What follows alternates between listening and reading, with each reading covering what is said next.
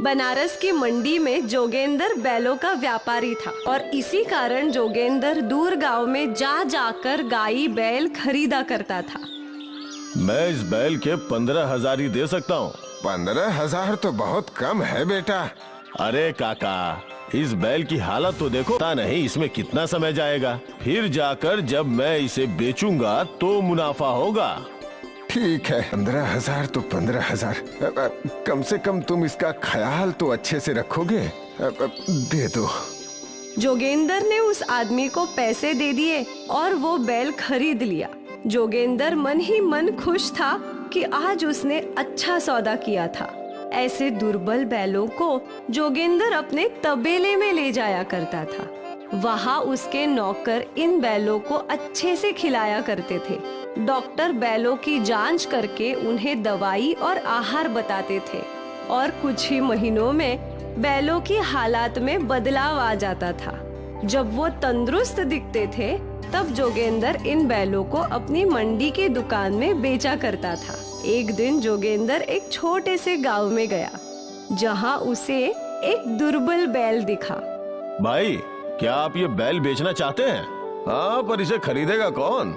ये तो बहुत ही आलसी है। इसकी हालत देखकर लग रहा है कि इसे अच्छा खाना नहीं मिलता। अरे खाना तो तब दूंगा ना जब ये मेरा कोई काम करेगा। ये बहुत ही आलसी है, बस खाता है और आलस करता है। मैं इसे फिर भी खरीदना चाहूंगा। अब तुम्हारी मर्जी भाई, कितना दोगे तुम इस बैल का? मैं इस बैल का 15,000 दे सकता हूँ। ठीक है, तो ले जाओ। ये सौदा इतनी जल्दी हुआ, ये सोचकर जोगेंद्र हैरान था। पर बैल का मालिक जानता था कि बैल बहुत ही आलसी है और वो खुद उससे छुटकारा पाना चाहता था। अरे शंभू, इस बैल का अच्छे से ख्याल रख। जी मालिक। शंभू ने इस बैल को भी अच्छा खाना खिलाना शुरू कर दिया। डॉक्टर ने बैल की जांच भी की और उसे इंजेक्शन भी लगाया। कुछ ही महीनों में उस बैल की हालात सुधर गई। अब तो ये बहुत ही अच्छा और मजबूत दिख रहा है शंभू। वो तो है, पर एक समस्या है। वो क्या?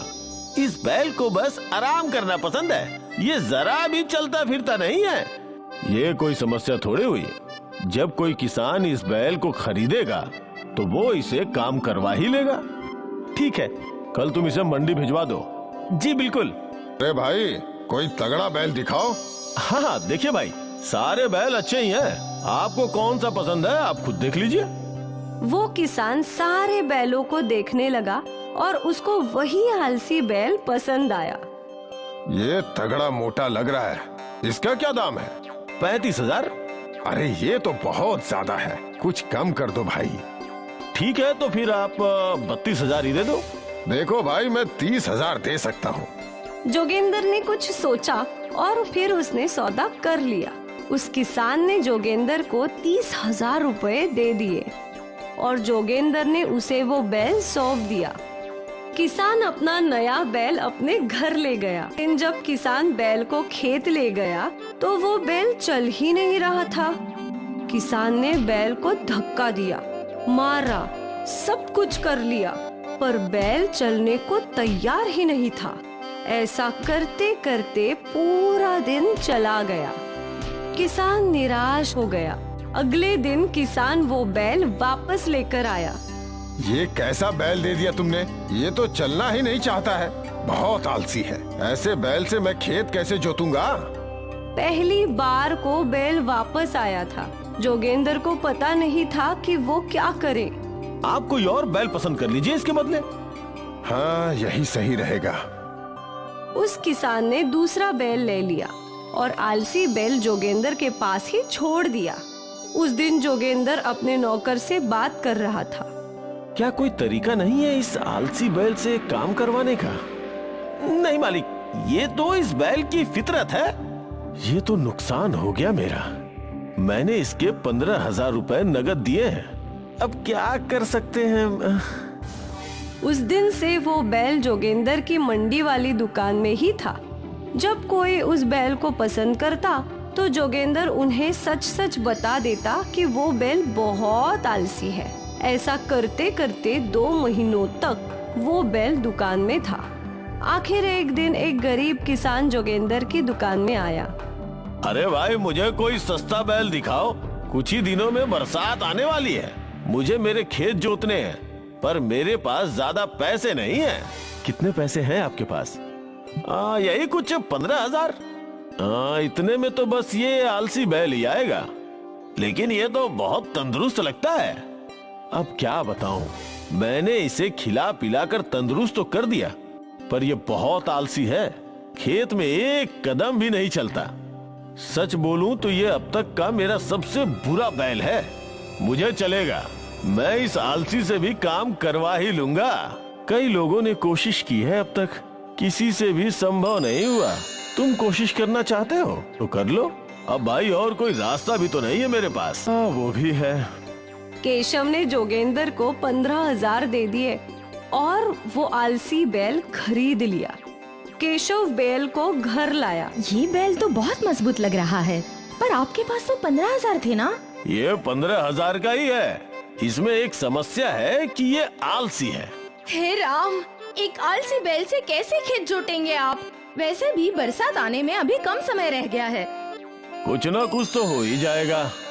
केशव अपने बैल को लेकर अपने खेत गया। उसने बैल के कंधे पे हल रखा और फिर बैल को चलाने की कोशिश करने लगा। चल चल चल मेरे राजा, चल। बैल ने अपने कदम तक नहीं हिलाए। केशव ने बैल को धक्का मारा, फिर भी वो बिल्कुल नहीं हिला। काफी देर तक प्रयत्न करने के बाद केशव थक गया और सोचने लगा। तभी केशव की बेटी नंदिनी अपने बाबा से मिलने खेत में आई। नंदिनी के हाथ में एक मकई थी। मकई देखकर आलसी बैल तुरंत नंदिनी के पास दौड़ पड़ा। ये देखकर केशव दंग रह गया। ऐसे ये चल नहीं रहा था, पर मकई देखकर दौड़ने लगा। तभी केशव के दिमाग में एक युक्ति आई। केशव ने एक मकई को लकड़ी पे बांधा और उसे बैल के मुंह के आगे लटका दिया। बैल मकई खाने के लिए आगे आगे चलता रहा, पर वो मकई तक पहुंच ही नहीं पा रहा था। इस तरह केशव ने बैल से सारा खेत जुटवा लिया। जब उसका काम हो गया तो केशव ने वो मकई बैल को दे दी। अरे एक क्या, तुझे ढेर सारी मकई खिलाऊंगा। अब यही तरीका है तुझसे काम करवाने का। कौन कहता है कि आलसी बैल से खेत नहीं जुतवा सकते? केशव ने एक ही दिन में पूरा खेत जोत लिया। शाम को जब वो अपने घर पहुंचा तो वो बहुत खुश था। क्या बात है, आज आप बहुत खुश है? हाँ, आज मेरा पूरा खेत एक ही दिन में जोत दिया। कल बस अब बीज बोने हैं। एक दिन में? पर आपने तो कहा था ये बैल आलसी है। वो तो ये है। सुबह से दोपहर तक मैंने बहुत कोशिश की इसे चलाने की, पर एक कदम तक नहीं हिला। पर फिर इसने नंदिनी के हाथ में मकई देखी और दौड़ने लगा। बस मुझे इसकी कमजोरी पता चल गई और मकई को रस्सी से बांधकर मैंने इसे पूरा खेत जुतवा लिया। वाह वाह, ये तो बहुत ही अच्छा है। केशव का परिवार खुश था क्योंकि उनकी सबसे बड़ी समस्या हल हो गई थी। उनके खेत जुत गए थे और उन्हें आलसी बैल से काम करवाने का रास्ता मिल गया था।